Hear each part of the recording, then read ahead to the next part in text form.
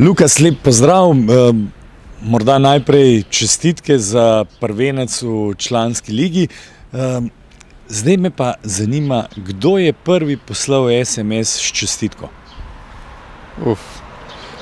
Po tekmi sem pogledal na telefon, je bilo veliko SMS-ov, nisem pa pogledal, kdo je bil prvi, po pravici povedano.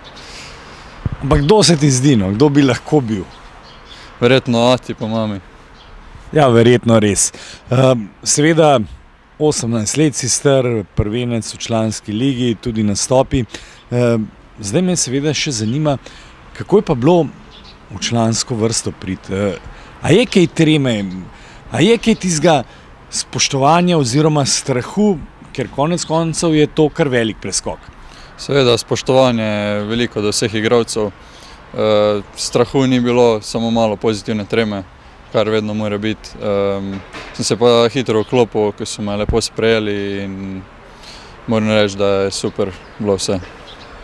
In ko daš prvi gol, je kakšen obred, si mogel, ne vem, počastiti ekipo ali kaj podobnega? Ja, v teto našo blagajno, garderobno, ko zbiramo denar, smo ga dati 30 evrov za na koncu, ko gremo vsi na večerjo.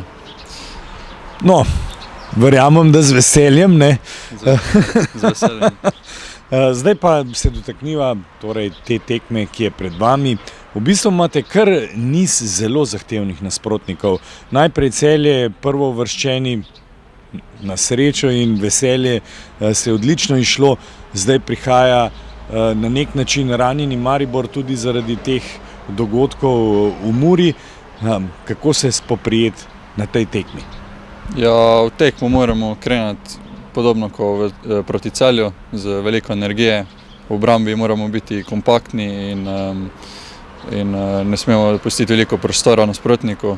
Dobiti moramo veliko duelov. V fazi napada pa moramo iskati kvalitetne rešitve, moramo biti pametni na žogi in predvsem izkoristiti ustvarjene priložnosti.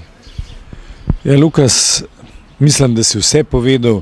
Jaz vam želim samo še srečno, pa zakaj pa ne? Ne pade še drugi prvenstveni gol. Hvala, najlepša hvala.